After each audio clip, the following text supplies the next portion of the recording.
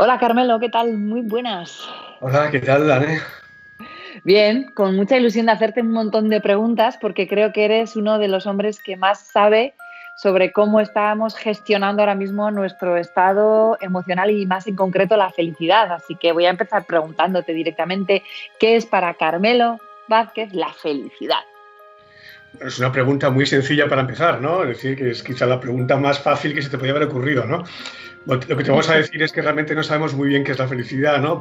Pero yo creo que es un buen momento para pensar lo que es sustancialmente sentirse bien en esta vida, ¿no?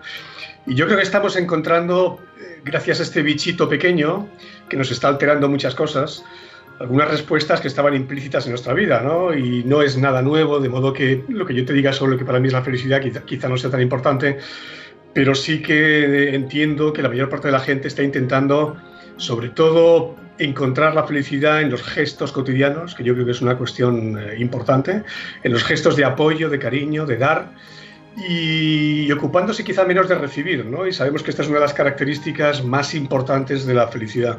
Y desde luego, en último término, aunque pueda parecer que sea obsceno hablar de felicidad ahora, yo creo que nunca está más justificado que en estos tiempos el pensar qué vidas queremos, qué buenas vidas queremos tener, y seguramente pasa a través de elementos como vidas con significado, vidas con cercanía, vidas con proximidad. Y yo creo que es un buen momento este el que tenemos para reflexionar, pensar, pararnos, nos han obligado a hacerlo y darnos algunas respuestas que nos van a servir, yo creo que durante mucho tiempo. Ahora vamos a ir con ese estudio que ya tenéis datos concretos, resultados y conclusiones que nos van a ayudar a llegar a esa felicidad, pero mientras te escuchaba me estaba preguntando, ¿la felicidad, como decía Cavafis, no es el camino o es la consecuencia de? Bueno, la felicidad es algo que quizá es más el camino, pero al que no hay que prestarle mucha atención, ¿no? O sea, yo creo que es bueno hacer un camino dedicándonos no tanto a ver cómo va nuestro camino, sino ver qué cosas nos encontramos en él, ¿no? Y si vemos pájaros alrededor, árboles, niños que hablan, ancianos que se nos cruzan en el camino, y esto que nos distrae, ¿no? Este elemento en lo que tenemos que prestar atención más que a nosotros mismos, quizá es el camino que debemos llevar, ¿no? Es un camino posiblemente de atención hacia el exterior más que hacia nosotros mismos y atención hacia aquellos que pueden requerir de nosotros, ¿no? De modo que es un camino, pero en el cual, sin tropezarnos, eso es verdad, pero tenemos que estar muy atentos a lo que sucede alrededor, ¿no? Más que a lo que sucede dentro de nosotros, que quizá no es tan interesante, ¿no? Hace poco leía que, no sé qué universidad era, me vas a perdonar, pero es una cosa como de sentido común, que gran parte de la felicidad del ser humano está demostrado que está en la contribución, pero no en la contribución monetaria puntual de voy a dar dinero a una fundación u otra, sino el sentirse útil para una comunidad, para un entorno, sentirse capaz de precisamente aportar esa felicidad o ese bienestar a las personas que tiene alrededor. Sí, yo creo que, fíjate, una de las cosas, Anne, que yo creo que está ocurriendo con este virus, ¿no? Y con esta circunstancia es que quizá lo que teníamos que hacer es, o tenemos que preguntarnos cada uno a nosotros mismos es, ¿qué está pidiendo de nosotros, ¿no? Es decir, esta crisis, ¿qué está demandando de mí? Y yo creo que si nos hacemos esta pregunta, veremos que la mayor parte de nosotros, tú con tu tiempo, por ejemplo, ¿no? Hoy con esta entrevista, los quienes han organizado este estupendo encuentro, reflexión, seguramente se han sentido llamados a hacer algo, ¿no? Que es contribuir a algo, ¿no? Es contribuir seguramente a eso tan vaporoso que se llama el bien común, a eso que tiene que ver con los otros. Y yo creo que esta es la respuesta importante que tenemos que darnos a esa pregunta es algo que realmente nos esté conmoviendo y nos lleve a hacer algo, ¿no? A mí me parece que sí, que hay muchos elementos por parte, sobre todo, de esto que se llaman los economistas conductuales, ¿no? Los economistas conductuales han hecho muchos estudios en los últimos tiempos, viendo que realmente nos proporciona mucha más satisfacción vital el dar que el recibir. Y esto se hace en pequeños experimentos en laboratorio, donde con refuerzos monetarios, esto que se hace, ¿no? En las universidades, en experimentos conductuales. Y esto es un elemento que yo creo que es muy de sentido común, por otra parte, pero que nos debe hacer pensar que efectivamente esa es una de las claves seguramente de lo que debe ser no solo una buena vida, sino una buena vida futura, ¿no? Porque sí que hay futuro, yo creo, ¿no? Eh, Antes de que me cuentes las conclusiones, quiero hacerte otra pregunta de si es posible medir la felicidad y si es así, ¿qué indicadores o qué datos se tienen en cuenta para medir la felicidad del ser humano? Bueno, yo creo que esto es un asunto que a veces se cuestiona mucho, ¿no? Parece que la felicidad es algo inmedible, pero fíjate, es igual que la depresión. No tenemos ningún marcador biológico que mida lo que es la depresión. Y todo el mundo acepta, naturalmente, que la depresión es algo que existe, ¿no? ¿Quién sería aquel que se atreve a negar que la depresión existe? Podríamos hacer una analogía exacta con la de felicidad, ¿no? La felicidad existe. Seguramente hay muchos modos diferentes de medirla, no hay ninguna medida única y diferentes tipos de medidas nos van a dar diferentes ángulos, perspectivas sobre ellas, ¿no? Un modo muy normal de preguntarlo, muy habitual es, bueno, ¿cómo te sientes con la vida, ¿no? Si estás contenta o no. Eso es una pregunta que es muy legítima hacerla, vale, sirve. Tenemos toneladas de datos, ¿no? Empleando ese tipo de preguntas, pero un modo alternativo de preguntar sobre la felicidad, de hecho lo hemos hecho en este estudio que hemos hecho últimamente, es preguntar qué hiciste el día de ayer.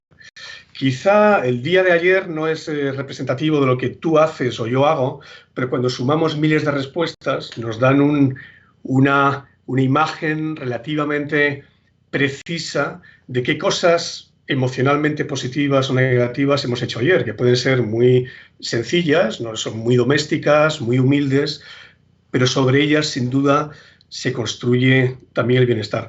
¿Se puede medir la felicidad? Claro, se puede medir. Y tenemos el mismo tipo de limitaciones con las medidas que tenemos con cualquier intento que hagamos de medir cualquier concepto que sea relativamente complejo. Pero eso no debe impedirnos el intento, el sueño y la empresa, ¿no? Que a mí me parece que es heroica de intentar medir algo que aparentemente es... se escapa de las manos, ¿no? Se escapa de entre los dedos, pero yo creo que sí, que tenemos muchos modos. Básicamente preguntando a la gente. Si tengo que decirte, Anne, cómo medimos, sí, preguntando a la gente. No hay nadie, ni nada, ni ningún indicador, ni material, ni inmaterial, ni la información que dan de nosotros nuestros padres, nuestros hijos, nuestros esposos o esposas o parejas. Ninguna información es más fiable que la que vamos a dar nosotros, ¿no? De modo que preguntar en las mejores condiciones cómo te sientes, ¿no? ¿Cómo estás? ¿Estás contenta con tu vida? Y este es el modo más directo, todo el mundo sabe de qué estamos hablando y tenemos mucha información que realmente es muy valiosa, ¿no? Claro, el ver cómo interpretamos nuestra propia realidad y lo subjetivo que es la interpretación de este concepto de el mismo hecho puede cada uno sacar una lectura distinta, un aprendizaje distinto, una interpretación dependiendo del momento emocional. Y como tú dices, lo más complejo también es lo más apasionante, ¿no? Pero sí que tenéis ya un estudio concreto sobre cómo está afectando este COVID a nuestras emociones, a nuestras experiencias, a nuestro estado anímico, desde esa visión de la psicología positiva, ¿no? Sí, la verdad es que hemos sido un poquito temerarios porque nos hemos embarcado en un estudio a gran escala sin financiación. Entonces, bueno, estas cosas que decíamos antes de qué es lo que pide el COVID de ti, ¿no? Pues en nuestro caso, como tenemos una gran pasión por el conocimiento y no podemos dedicar el dinero de investigación que tenemos ya configurado para estas cosas que surgen espontáneamente, pues nos hemos arrojado, ¿no? Nos hemos liado la manta a la cabeza y nos hemos hecho un estudio a gran escala, ¿no? Son 2.000 personas entrevistadas en España, hemos hecho un protocolo idéntico en el Reino Unido con la Universidad de Sheffield, de modo que tenemos datos comparativos con Sheffield, por un lado, también con Irlanda y en tercer lugar con España, ¿no? Y los datos que estamos ahora a toda máquina analizando, una de las cosas que particularmente me ha traído el COVID es bastante insomnio. Una de las cosas que, justamente por esto, ¿no? Por la pasión, por intentar saber qué diablos ocurre con todo esto. Bueno, yo creo que hay cosas bastante interesantes, ¿no? Que están emergiendo ya. Una es, y esto no lo sabíamos hasta hace 2 días, o sea que esto es casi primicia, ¿no? En estos momentos que estoy hablando contigo. Pero una de las cosas importantes que han ocurrido es que el impacto en los jóvenes es muy grande, el impacto negativo. Desde luego hay impactos positivos también, pero cuando estamos viendo síntomas de ansiedad, síntomas de depresión y estamos utilizando instrumentos que utilizamos en estudios epidemiológicos internacionales sobre salud mental, los jóvenes entre 18 y 30 años están presentando síntomas un porcentaje muy elevado, 35, 40, 42%, dependiendo del tipo de problema, síntomas significativos. No significa que sea un problema mental, pero sí que hay síntomas, ¿no?, que están muy afectados. Y conforme la edad aumenta, alguna ventaja teníamos que tener, conforme la edad aumenta, esos síntomas van disminuyendo de un modo muy claro, ¿no? Hay casi una progresión lineal en la disminución de esos síntomas. Pero a su vez también, si a mí me dejas hablar, puedo estar hablando sin... ¿no? Sí, por favor, por favor. Sí. Yo te voy frenando. De momento bueno, tenemos... Que Dios me perdone, ¿no?, por ser tan pesado, pero ya sabes que un profesor durante 2 meses sin hablar es un peligro público, ¿no? En cuanto le dejan ocurren estas cosas. Está muy interesante y según te estaba escuchando mientras bebes agua estaba pensando, claro, también, y con perdón aquí por meter yo un poco mi mapa, pero sí es verdad que el que tiene ya la capacidad de relativizar las cosas y tiene una experiencia vital sabe que aquello de todo esto pasará, ¿no? Y depende de mí el cómo lo lleve. Y el que tiene menos experiencia y tiene menos capacidad de resiliencia o de gestionar aquello que le sucede, pues también se asusta más y le impacta más algo tan grande como esto, ¿no? Bueno, los jóvenes están mal por muchas razones, ¿no? Están mal porque, primero, porque es una crisis económica la que se avecina y mucha incertidumbre, y luego su identidad personal pasa a través del contacto y pasa a través de estar con los demás, mucho más que nosotros, ¿no? Nosotros somos mucho más selectivos. Bueno, yo no, yo estoy en otra franja de edad, pero según te vas haciendo mayor, hay una cosa, no nos volvemos más autistas, más solitarios, nos volvemos mucho más selectivos, ¿no? Y los jóvenes, clarísimamente, el confinamiento es mucho más gravoso para ellos, ¿no? Porque tienen, bueno, están limitados en lo físico, necesitan estar en contacto con los demás para crear su identidad y contrastarla, ¿no? Y si eso añades pues, las incertidumbres que tienen en términos de académicos, laborales, etcétera, lo están pasando mal, ¿no? De modo que eso es algo que estamos empezando a ver. Hay otros elementos de riesgo también que son interesantes, pero quizá el de la edad a mí me ha parecido que era el más llamativo, ¿no? Y una de las cosas, que es lo que me ha realmente, hablando de la felicidad, ¿no?, más que de problemas de salud mental, para no aguarle la fiesta a nadie, ¿no?, en este congreso, pero yo creo que es muy importante ver el yin y el yang, ¿no? Es decir, que hablar de la felicidad sin hablar del dolor es absurdo, ¿no? Es decir, que es un autoengaño y es algo que falsea la realidad, ¿no? Pero una de las cosas que hemos visto, ¿no?, es nos hemos atrevido a preguntar sobre emociones positivas y nos hemos atrevido a preguntar sobre aprendizajes en esta crisis, ¿no? Esto que es lo que técnicamente llamamos crecimiento postraumático, resulta que tiene algunos predictores que son formidables, ¿no? Lo que hemos visto es que aquellas personas que dicen que esta crisis les ha servido o les está sirviendo para sentirse mejores, para sentir que pueden dar, para sentir que pueden ayudar, para un cambio de valores positivo, porque aquí hay transformaciones muy rápidas, que después se pueden mantener en el tiempo o no, ya lo veremos, ¿no? Pero esas transformaciones positivas que a veces en otras crisis pueden durar meses o años, aquí estamos viendo que hay transformaciones muy rápidas en la gente, ¿no? Y hay tres elementos que predicen ese cambio positivo. Uno es el estar abierto hacia el futuro. No que el futuro sea algo necesariamente positivo, pero sí estar abierto, ¿no? Tener una actitud abierta hacia el futuro, ¿no? Es decir, que el futuro no te parezca que sea algo necesariamente negro, algo que sea necesariamente espantoso, ominoso, ¿no? Sino que algo que hay interés, ¿no? Interés por el futuro, ¿no? El segundo elemento es pensar que a pesar de todos los pesares, vivimos en un mundo bueno. Esa creencia tan básica, ese pilar tan básico, esa creencia nuclear que llamamos, es una creencia que si se tambalea, y a veces se puede tambalear, tiene un coste brutal, ¿no? Eso lo vemos, por ejemplo, en personas que sufren traumas, que sufren violencia, ¿no? Esa creencia de que vives en un mundo bueno se puede realmente resquebrajar con complicaciones realmente muy serias desde el punto de vista psicológico. Aquí lo que hemos visto es que aquellas personas que mantienen esa creencia de que a pesar de todo vivimos en un mundo bueno, donde predomina más la bondad que la maldad, por ejemplo, es de nuevo un elemento también que está asociado a esa sensación de crecimiento crecimiento personal.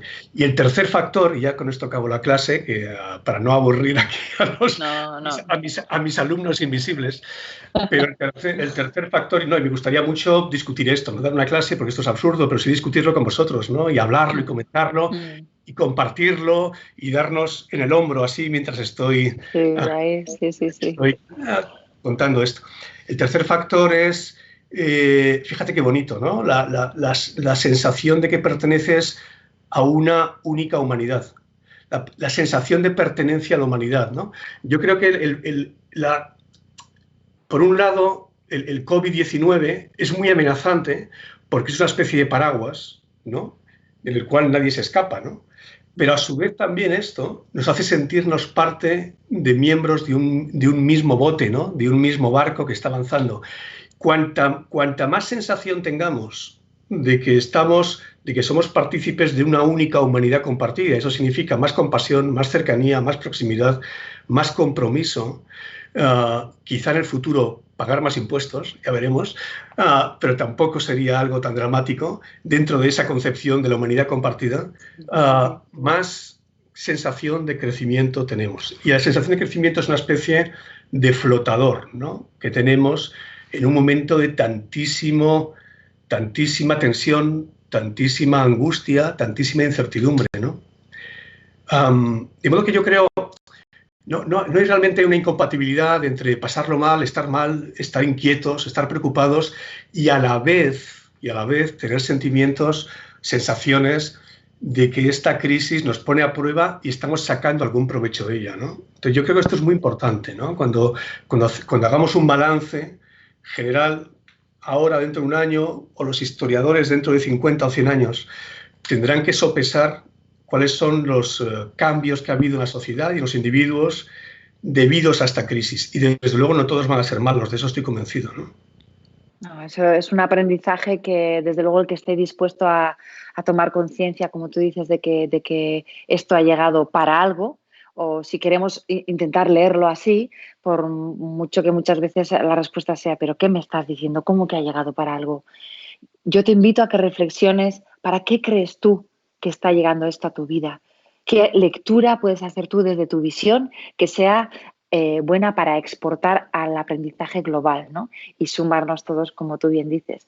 Y desde la psicología positiva también seguro que podemos echar mano de las herramientas que podemos sacar ahora de la mochila, de esa mochila que llevábamos a cuestas y que estamos ahora tirando esa caja de herramientas y como dicen los americanos, playing by ear, ¿no? Como ajustando, improvisando con todas esas herramientas que hemos desarrollado durante nuestra vida, que ahora mismo toman más presencia, ajustando esa hexagonal para que todo vuelva a fluir y para que el engranaje salga arriba, ¿no? Y seguramente lo podemos utilizar de ahora en adelante. Como tú bien dices, de nosotros depende que ese aprendizaje perdure en el tiempo. ¿Qué herramientas crees tú, en tu caso, tú como persona sin más, como profesional que eres, como investigador y en general la sociedad, crees que qué herramientas estamos utilizando ahora y podremos utilizar de verdad y que quizá no nos habíamos dado cuenta? Bueno, yo creo que es una muy buena reflexión, sobre todo como lo has planteado, ¿no? Es decir, yo creo, fíjate, más que lo que la psicología puede aportar, que sí, o sea, yo creo que siempre tenemos decálogos, damos muchos sermones a la gente de lo que hay que hacer. Yo creo que no estamos en condiciones ahora de prescribir nada, ¿no? Estamos en condiciones de describir y describir lo que la gente está haciendo. A mí me parece un espectáculo maravilloso los aprendizajes que estamos teniendo de lo que la gente espontáneamente está haciendo. Y de eso vamos a tener que aprender mucho. Vamos a tener que incorporar dentro de las teorías, vamos a tener que incorporar dentro de nuestra concepción de cuál es la respuesta natural humana frente a la adversidad, ¿no? Sabíamos mucho de antes, ¿no? Sabíamos que es muy bueno estar conectado, sabíamos que es muy bueno tener espacios simbólicos para reparar cosas. Esto la gente lo ha hecho de modo espontáneo con los aplausos a las 8, por ejemplo. Es un elemento, es una semilla súper inteligente. En el 11 teníamos estudios, por ejemplo, del 11M, viendo cómo las emociones positivas que se vivieron en esos días también, en mitad de la tragedia, eran capaces de predecir también un estado emocional positivo al cabo de 5 o 6 meses, ¿no? Es decir, sabíamos ya desde antes que muchas de las cosas que ahora la gente espontáneamente está haciendo son muy protectoras, ¿no? De modo que hay una gran inteligencia colectiva dentro de todo esto, ¿no? Eso es. Naturalmente, yo en mi caso particular, bueno, yo estoy confinado, no tengo condiciones de confinamiento, me apasiona conocer, entonces a mí conocer y saber, yo sé que hay gente que el saber reproduce ansiedad y eso hay que respetarlo también, ¿no? En mi caso es esto, es conocer y saber, entender, comprender, ¿no? Eso es lo que me está llamando el COVID, ¿no? Encaja muy bien dentro de mis valores, encaja muy bien dentro de mi actividad profesional y encaja muy bien dentro de lo que yo creo que puedo después devolver a los demás, ¿no? Es intentar interpretar, comprender para después informar, prevenir e intervenir, ¿no? Porque en último término lo que haremos será intervenciones con quienes son las reales víctimas de todo esto. Fíjate, no me gusta nada esta idea de que todos somos víctimas. Son víctimas las personas que fallecen, son víctimas las personas, los familiares que sobreviven a esto, son víctimas las personas que han pasado por esto, pero no podemos crear un discurso de victimización, tenemos que crear un discurso de supervivientes, ¿no? Y de protagonismo de nuestras propias vidas, claro. Claro. Y de estar contentos de saber que hemos sobrevivido, de que podemos seguir luchando, contribuyendo y ayudando a hacer un mundo un poco mejor, ¿no? Entonces, si entramos dentro de la idea de que somos pobres víctimas de un virus que, por cierto, tiene todo el derecho a vivir también, no nos olvidemos de esto, ¿no?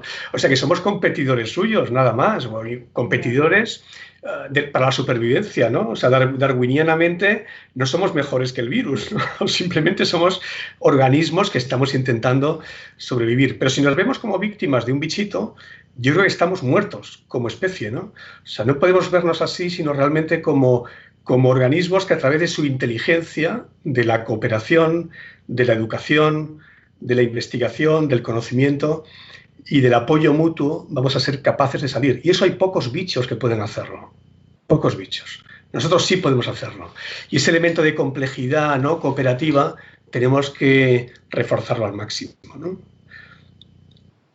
Yo creo que con eso me voy a quedar. Me gusta. Sí, concluyo porque es momento de lanzar ese mensaje que ibas a empezar y te he interrumpido. No sé muy bien qué iba a decir, pero yo creo que... Has dicho, yo creo que nos vamos a...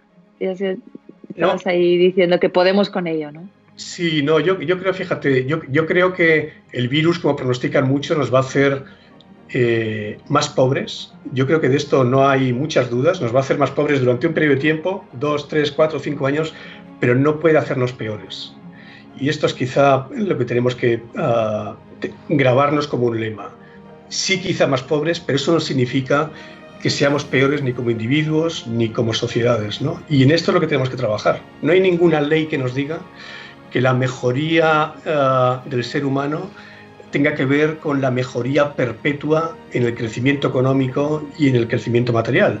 Pues así nos quedamos. Gracias por esa reflexión, Carmelo Vázquez. Un aprendizaje enorme el que has compartido con nosotros y seguro que todas las personas que han estado ahí pendientes también han aprendido muchísimo. Gracias de corazón.